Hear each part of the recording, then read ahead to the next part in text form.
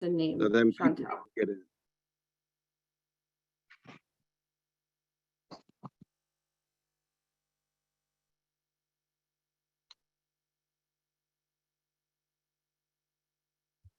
Hello, everyone. Chantel, can you hear us?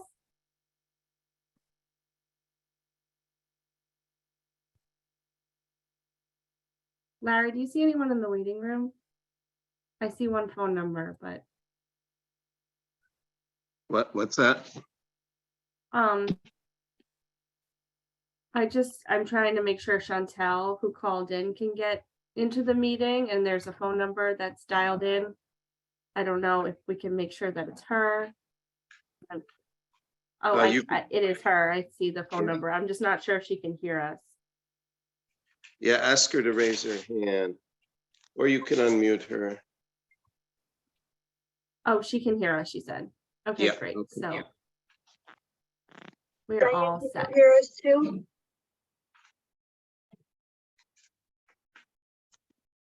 What was that? Sorry, we have a member of the public that I just want to make sure that she's in as well before we get started. I see Diane, yeah.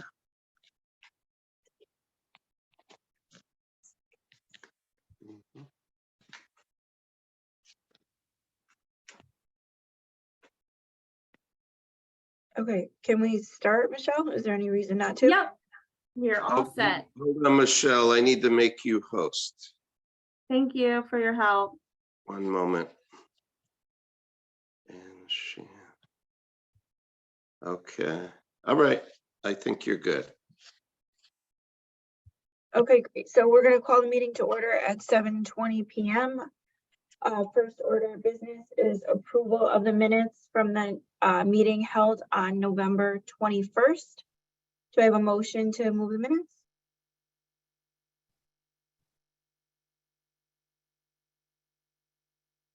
I'll motion, but with changes.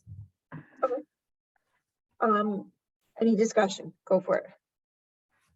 Yeah, well, I sent all my revisions because there was actually a lot this time for some reason. I emailed them over to Michelle in Okay. advance. Do I need to read them for the record or I think so. you do? Do you say yes? Mm-hmm. All right. Page 2, section 4, under business, please remove the entire paragraph that starts with Ms. Benante and replace it with the following. Ms. Benante commended the commission for bringing Margaret Louder as a guest to the commission meeting. Ms. Benante discussed the Arlington VA's commission practice of having community nonprofit leaders as guests to their meetings to discuss and raise awareness about issues in the community that are gender focused. She encouraged the commission to do the same. Number 2, page 3, section 4, diversity committee, please remove the entire paragraph that starts with Ms. Benante and replace with the following. Ms. Benante explained that the diversity committee created a 22-page presentation on how to make boards and commissions more diverse. She said that there is a meeting scheduled to present the deck to Latoya Fernandez on November 30th. Those are my changes. Okay, those weren't bad. That's good. Anybody else? Any other changes or comments? Okay, hearing none. All those in favor? Aye. Aye. Any, I'm gonna abstain because I wasn't in the meeting. Me too. Okay, great. We can move forward on that. Next on the agenda is public comment.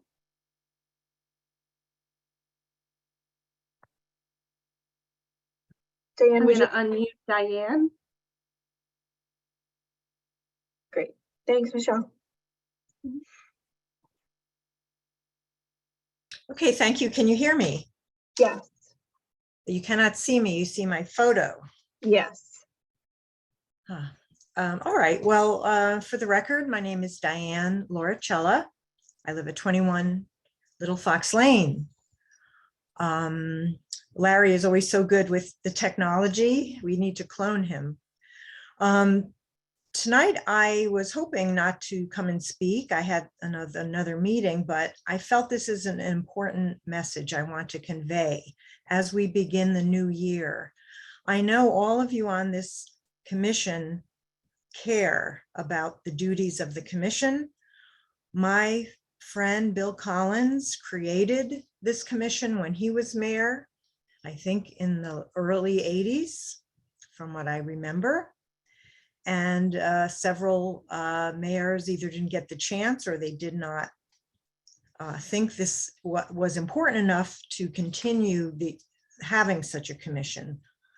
Mayor Rilling waited until recently, better late than never, but the need is still there. And as an active advocate for justice issues, social justice, as well as environmental, but also as an active female, I can't tell you enough that my fervent wish for the coming year is for this commission to get going.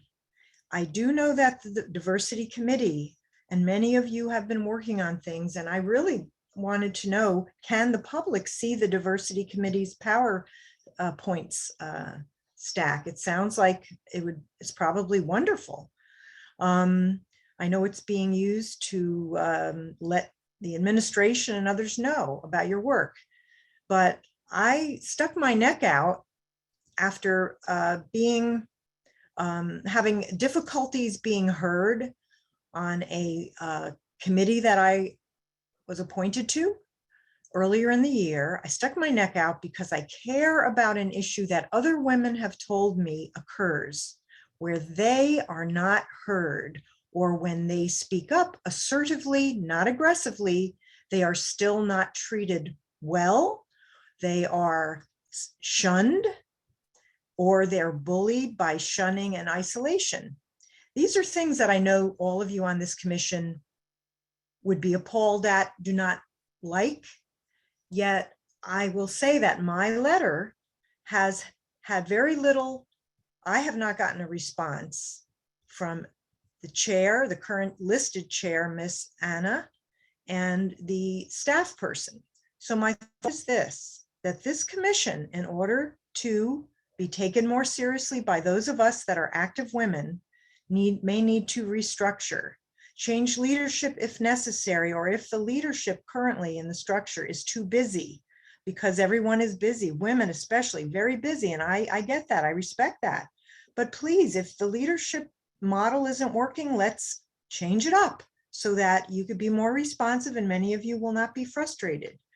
The need that I expressed is real. I've waited for months and now I'm at a crossroads in that this week I'm going to be hauled in front of the administration. I hope that I will be treated respectfully. I am not so sure. I was hoping to resolve the issues that I mentioned in the letter because that is a real thing and it continues to this day. I'm glad we have this commission, but it has to be more than looking good on paper and checking a box off. I know you care again. I know you have good intentions, but it's action that will make the difference. Women are being bullied now. They're being devalued now, even though I'm very pleased that this administration has been hiring women in senior posts.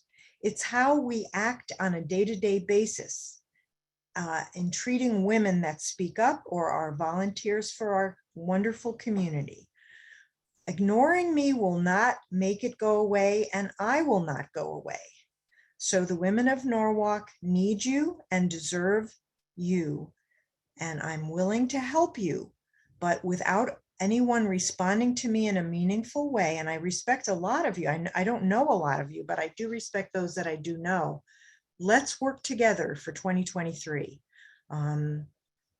Waiting 20 minutes before you open a meeting, you don't need a quorum in order to open a meeting up. You just can't vote, that's all. And I'm sure you all know that. So thank you for hearing me. I hope you really have heard me. I've just been disappointed. I feel like I'm not heard by you and I'm disappointed. So thank you and have a wonderful holiday. We all deserve it, right? Thank you. Perfect. Thank you, Diane. Do we see anyone else, Michelle? No, that's it. And Okay. thank you, Diane. Moving on, old business. The 2023 meeting schedule that was proposed has been accepted and approved, so we will be moving forward with changing our week, which I think will help us get our meetings done a little more consistently and less conflicts for everybody, so we can work with that. And just kind of on a related topic, when I saw Michelle last week, I mentioned that maybe we should get together. You know, I know that this has been convenient to have the meetings on Zoom, but maybe just get together informally, do like a work session at City Hall or something, just to get all together and kind of put our heads together and see what we can move forward with for 2023. The next thing on the agenda would be the reports of the committees, starting with the nominations committee.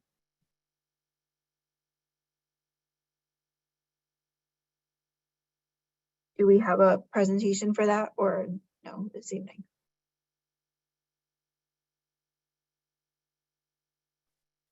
I don't think so. I know Christina's on that committee.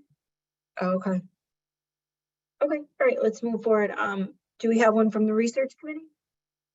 No presentation today. I'm the chair, but I just came back from maternity leave, so I don't know if Yvonne and Claudia are able to give a better update.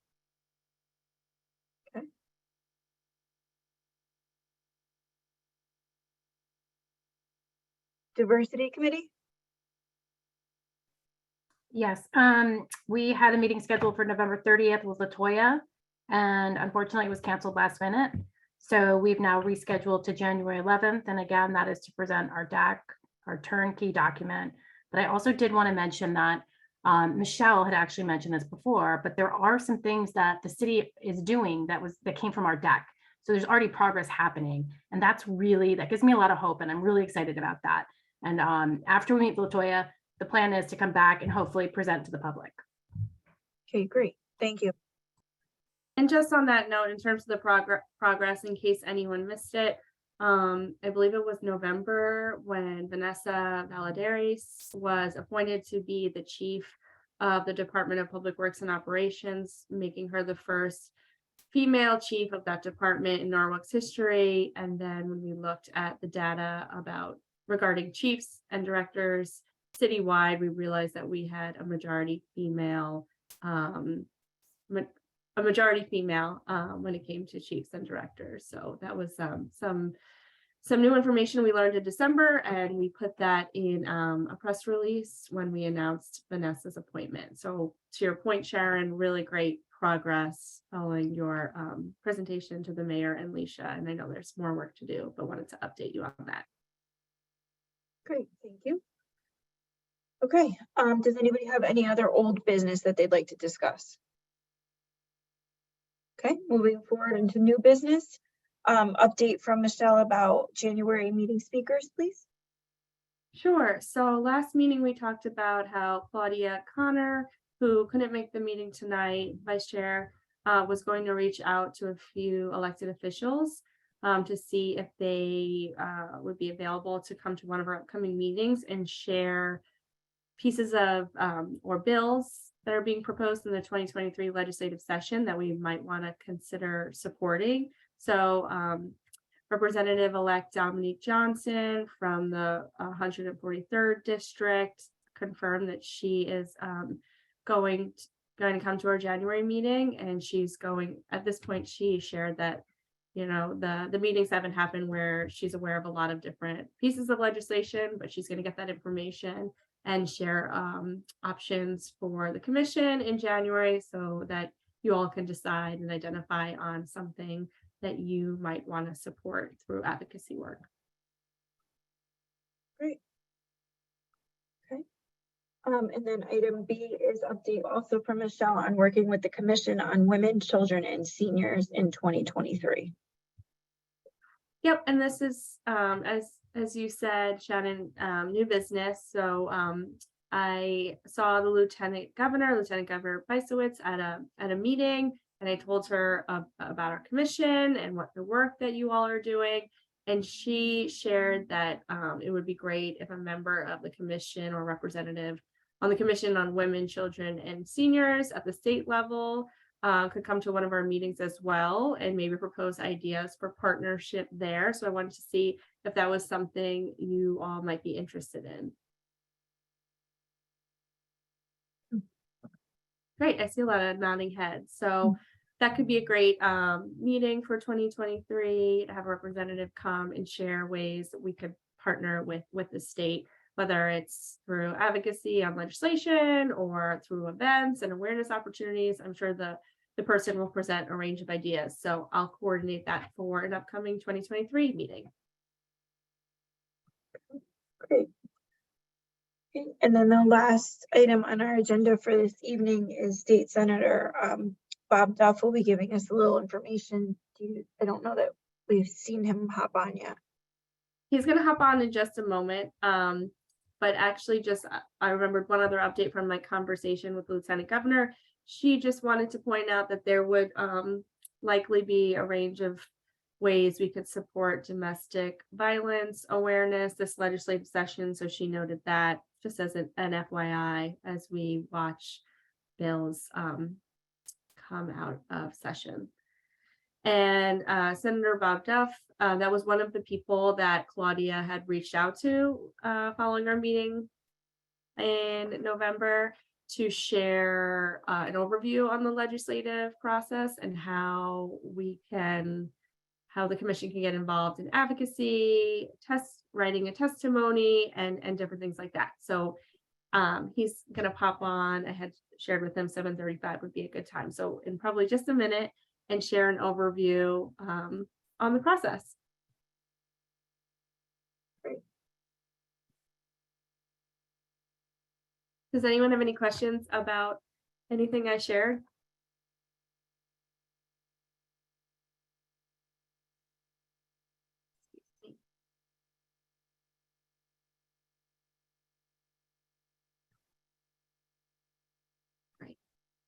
Sounds great, though. Sounds like progress. Yes. I think there'll be a lot of great options for you all to choose from to support. And I'm sure you can support more than one thing if you so choose.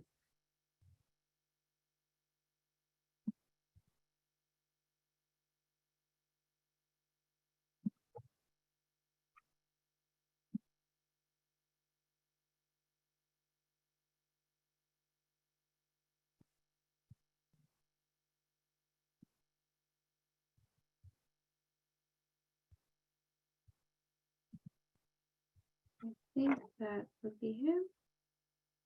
He just popped on.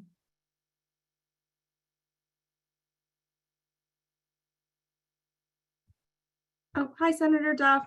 Hey, how are you? Good. This is the Commission on the Status of Women in Norwalk. I don't know if Hi, you everyone. each want to introduce yourself before Senator Duff gets started. Sure, I'll start. Hey, Bob, Sharon, Hi. hey, good to see you. You too, thank you. Hi, Senator. Jasmine Prezi here. Nice to Hey, see how are you, Doug? Hi, Bob. Shannon, Hey, Shannon. how are you? Good, Thanks for joining us. my pleasure. Hi, Senator Duff. I'm Sarah Rondon Garcia. Hi, nice to see you, Sarah. How you doing? Hi, Senator Duff. This is Yvonne Suko. See, how are you? Great. Would you like to get started, Senator? Sure, my pleasure. So I'm happy to, I'm sorry I'm a little casual tonight, but happy to answer any questions you may have. I talked to Michelle a little bit beforehand, and we were just talking about maybe explaining the legislative session and bills that you may be interested in, and kind of what are maybe some hot topics happening this coming session. So kind of in a nutshell, we all get sworn in, the entire legislature and the governor and the lieutenant governor and all the constitutional officers like Secretary of State and Treasurer and Attorney General. Comptroller all get sworn in on January the 4th for a 2-year term. This is our long session. So our session is January to June. Next year, our session will be February to May. So this year we will do lots and lots of bills probably. We will do a 2-year budget. And we will, kind of fun things that we believe are priorities this year based on caucus feedback, and, you know, issues brought to us by advocates. I will say that I think our state legislature is very responsive to our constituents in the sense that a lot of legislators I know personally answer their emails, or they have their aides do it, but they try to get back to people very quickly. I try to answer emails personally myself.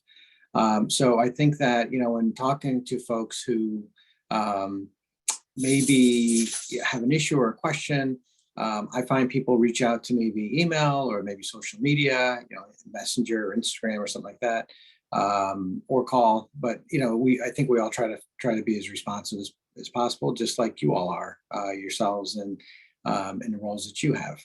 So, anyways, there'll probably be about maybe 2,000-3,000 bills that are proposed. About 200 or 300 of them, probably about 200, I shouldn't say 300, but 200, maybe a little more than 200 will actually become law. So when I go speak to the kids in school, I say, is it really difficult or easy to make a law? And all the kids are like, oh, it's really difficult. I'm like, yes, it's very difficult to make a law. And so we try and work together. I will say that in our legislature anyway, and I think a lot of state legislatures are like this, but we don't have rules on debate. So therefore, I think that has us work in a more bipartisan fashion. And in the state Senate anyway, 85% of the bills that we pass are unanimous and 95% of them are bipartisan. So I think that's a good thing. And I would say that probably 85% of the bills that we pass are kind of like just government running, kind of the machinations of government, I say. So sometimes it's not always very sexy stuff, but it'll be stuff that helps government kind of keep moving, such as, do we allow DSS to move ahead on a waiver program, or DMV to upgrade certain equipment, or things like that, or whatever is, you know. Then there's a lot of times there's things that are partisan, like paid family medical leave, or minimum wage, or, you know, social issues. And you know, that's okay. Sometimes it's not just Democrats versus Republicans. It's Western Connecticut versus Eastern Connecticut, or one part of Connecticut versus another part of Connecticut. Zone pricing for gasoline was pretty much everybody against Fairfield County because they were worried about gas prices going up in the rest of the state versus them coming down in Fairfield County. So sometimes it's not necessarily party, it could be geography. But again, I think that we all tend to, because of the way we set up the rules and the way we kind of, and because of the fact that we don't have like MSNBC or Fox or CNN or any of those kind of news shows on us like they do in Washington, we are able to kind of work through things, talk things through, and for the most part work on a bipartisan basis. So I think that's good for the people of the state of Connecticut. But I think that there'll be a lot of issues coming up this year that are going to be very, you know, interesting to folks. I mean, last year we did a lot on mental health. I certainly learned a lot about mental health and how that kind of plays into and what we do right, what we don't do right, and how the system's kind of been set up over decades. But I think we did a really good job on at least starting that conversation. I'll just say this, that a lot of times with legislation, like big stuff like mental health, even post Sandy Hook, when we were working on gun legislation, you don't have those opportunities to do really big things all the time. So you have to take those openings when you can get them. So we knew mental health was an issue for a very, very long time, but it was hard to focus everybody or get people to think about that in a big way until COVID and until we had this pandemic and we saw the results of that. Now, all those cracks were there. They were just more visible during the pandemic, but that got people to really focus inside and outside the Capitol building. And so it allowed us to do a big thing. Just unfortunately, like Sandy Hook, got us to do a comprehensive gun safety bill. The subprime mortgage crisis in 2006 got us to write a big piece of legislation on preventing that from happening again. But most of the time, the legislature is incremental, and you do things step by step over a long time. So I think this year we're going to focus on a number of things. One is Obviously our budget, because that's the thing we're there for. But our budget talks about our values and what our values are. We have been very focused on equity issues as well. I think we're going to focus very hard on housing issues this year, and what that means, I don't know yet, and kind of what people are going to bring to the table, whether we talk about that on a local level and how that's impacted by local planning and zoning, or maybe just more on housing vouchers or some sort of like rent stabilization. So I don't know yet. So we're going to talk about that. We're going to talk about energy. Energy is a huge issue right now because everybody's oil is so expensive. Electricity is going up in January. A lot of it has to do with, much of it has to do with things that are outside our control, out of our state, but doesn't mean that we shouldn't be tackling and looking at those issues as well. I think we'll continue to work on mental health issues for sure. Education is going to be always a big issue or big item. We're sending school districts a lot of money. We want to make sure we're getting our bang for our buck here, and the school district especially have got a lot of money over the last few years with ESSER, ARPA, and others. We want to make sure we're doing stuff there. And we're going to continue to work on probably some criminal justice reform issues.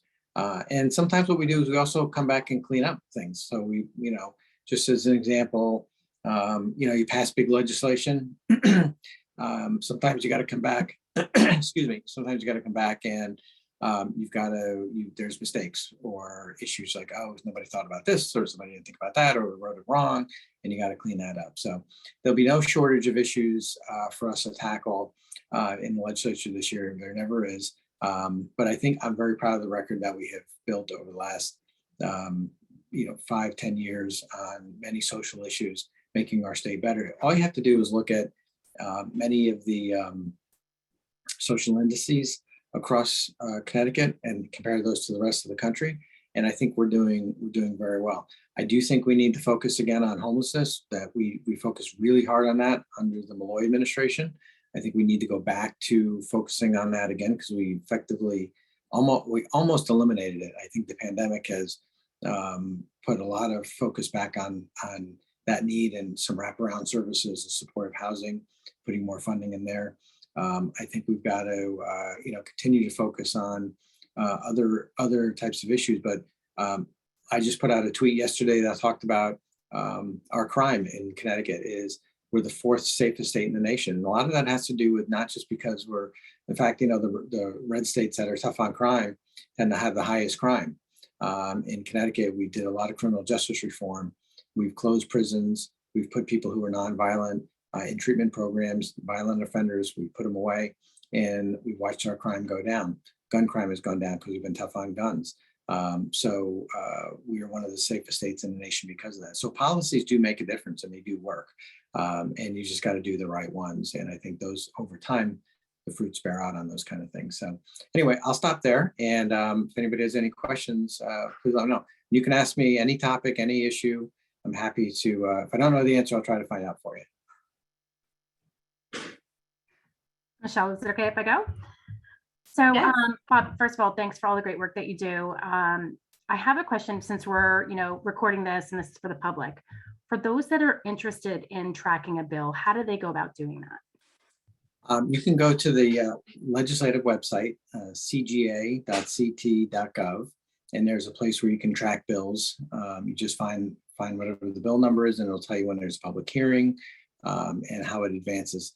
I will say this is that what I would suggest first, just kind of stepping back, if you're interested in, say environmental issues, I would certainly go to the League of Conservation Voters and sign up for their place where you can get alerts on some of the bills that are proposed, because a lot of times the advocacy groups will help be able to guide folks on issues that may be of interest to them. Because when I said that there could be 2,000 bills proposed, most people are not going to wade through 2,000 bills. And when you first put a bill in, you put it in as a concept and you put it in plain language, meaning if I wanted to say that there's no school on Fridays for kids over at Marvin Elementary School, which is something I always talk about when I visit school kids. It's very, very popular, by the way, no matter what school I'm at. I would literally put in right now, no school for kids at Marvin Elementary School on Fridays.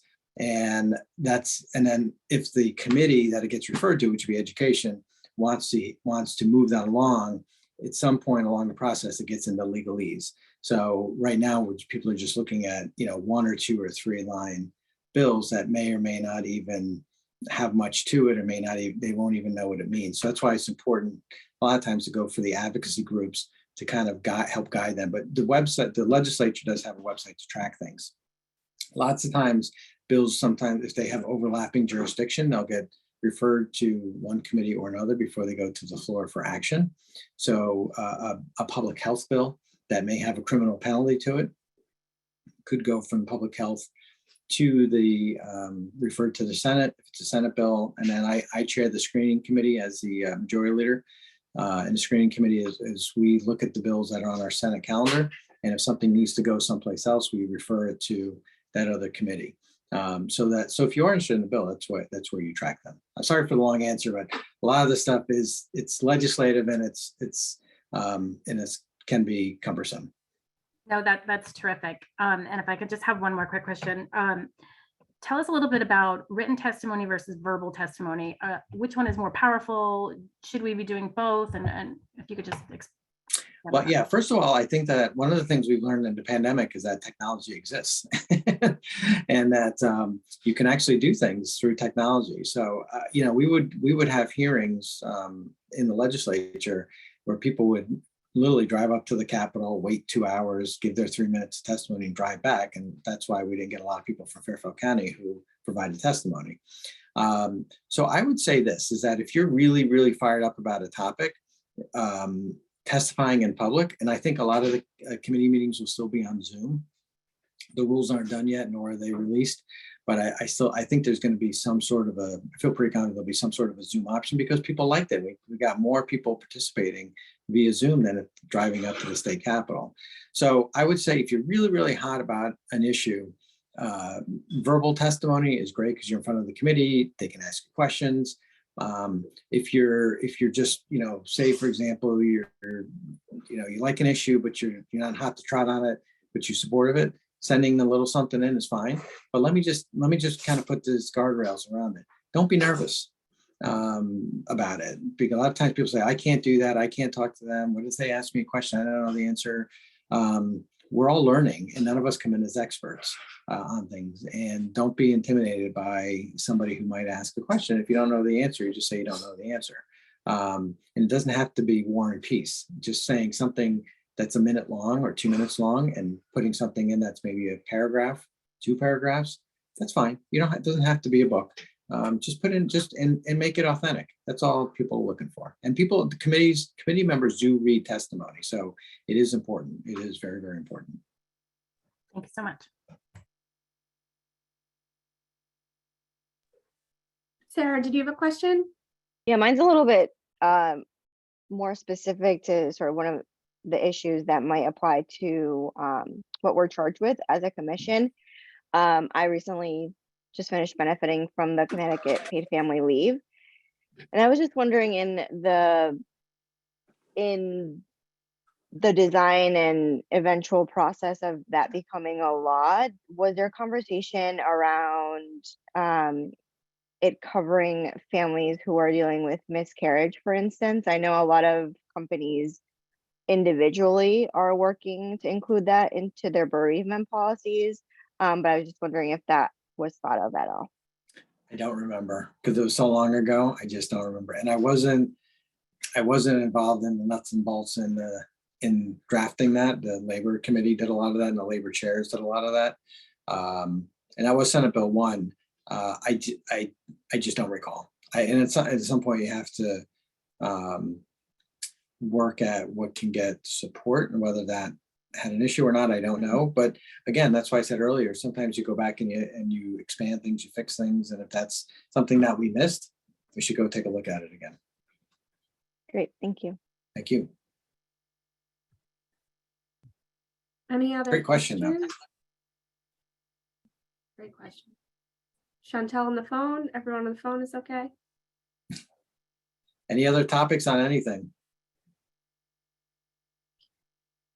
I guess one question for me is just the timing around identifying bills that the commission might want to support. Is that, is February good timing for that, late January? Yeah, I think the deadline for bills won't be the 6th, but it'll be the 13th, I believe. So bills will be, bill deadline for legislators to submit it by like 5 o'clock on the 13th.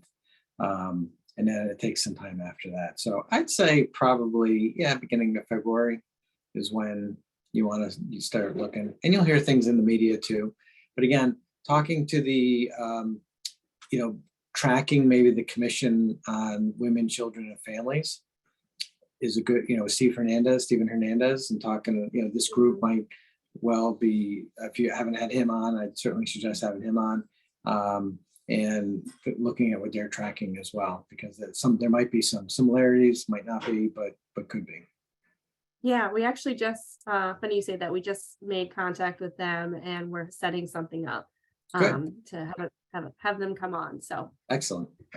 I appreciate all the work that you all do as well, and helping our city move forward on a number of different issues. So I really appreciate it. Thank you for taking the time to make our community better.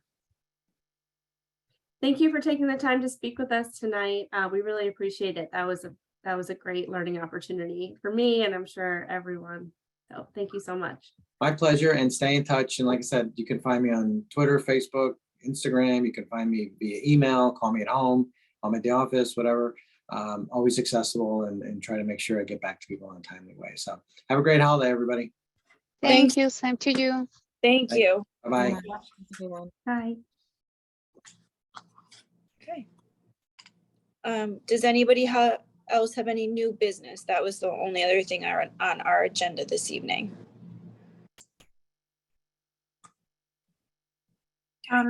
Well, so new business, are we allowed to bring up new business, or is it like? If it's related, I think, to one of the agenda items. Yeah, I'm just wondering if the beginning of the year, we can all get together again, like Shannon, like you said, to talk about what the year looks like, what our goals are, and how we're moving forward, and if we're having the meetings that we need to have, and all that fun stuff, just to kick off the year in a really great way. Should we try to pick a day via email, online? Because that would be a separate meeting than our regular meeting, of course. Yeah, I think we should. Michelle, could you send out one of those doodle things that you did before? Sure.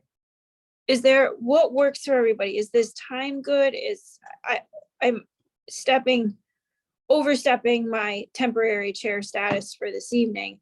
I did in January, and we did in person. I think getting together and putting our heads together, a work session on Zoom is great, but let's just like dive in for, a couple hours and go from there. I just don't know, is like early Saturday morning good for people, or is this the right, window? So maybe if we could have a little communication on that via email to kind of guide Michelle of what works, what we're after.